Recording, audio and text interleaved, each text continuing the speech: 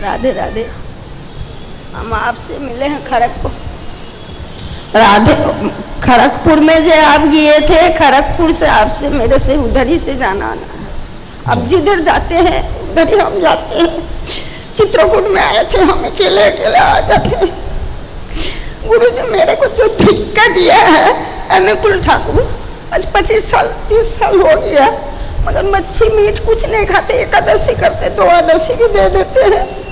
Sir हम इतने करके भी महाराज जी फिर हम क्यों दुखी है, ये पूछने को आया। सच हमारा, हम तो पहले बहुत खराब भी था। क्या दुख है आपको? दुख है, बहू को भी सेवा करना है, सवेरे उठ के चाय बना के देते हैं, बेटा को भी देते हैं, घर का काम भी करते हैं सब। बहू नहीं करती है? हम काम, घर का काम पूरा, पहले हम ऑफिस में का। बहू नहीं करती है काम? बहू वो थोड़ा बिजनेस है बेटा बहू का, वो उधर सवेरे से चला जाती है, ये भी बात है ना, फिर उसको भी तो देखना चाहिए ना। तो माता जी जब वो बिजनेस देखेंगे, आप घर देखेंगे, तो दुखी कहाँ है? आप तो सुखी। कोई बात तो है महाराज, मेरे को समझ नहीं है बोल के, तो हम आपको यही बात का लेके मन में बहुत दिन से खड़गपुर से मेरे को।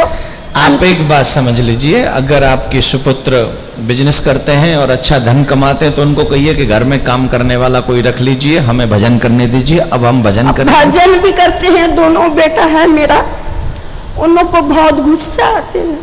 आपके ऊपर आती है कि अपने ऊपर आती है? नहीं, मेरा ऊपर आते हैं, इसीलिए अभी आने को भी कोई नहीं देते थे। घर संसार का पैसा 1-2 करके निकाल के हम अभी कितना 23 तारीख से हम इधर आके बैठे हैं। ये माता जी का भरोसा, बस उन्हीं का हाथ पकड़ के हम जिधर जाते।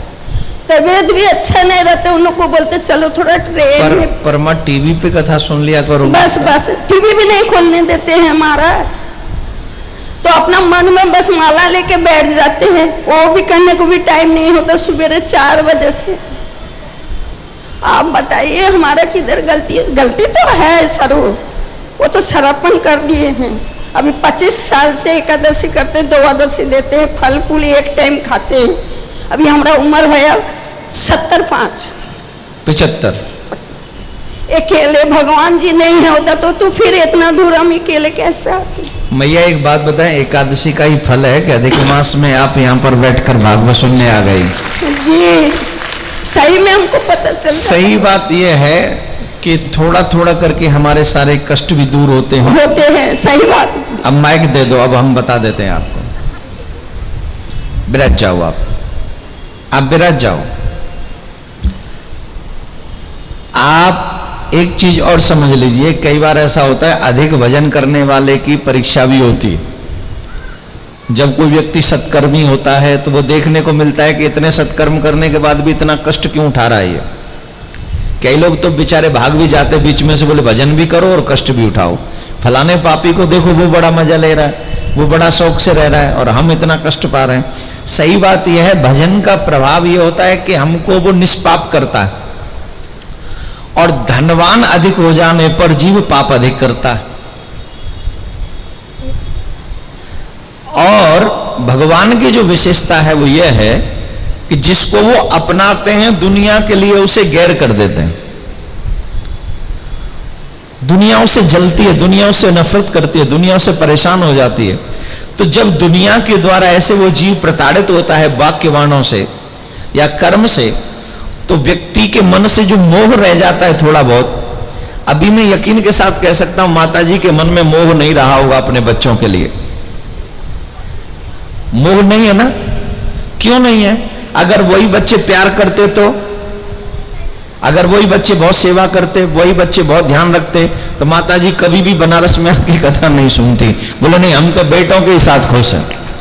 लेकिन ये भगवान का स्वभाव है, जब भगवान किसी को अपना लेते हैं तो घर परिवार से उसे गैर बना देते हैं, उसके मन से मोह निकलवा देते हैं।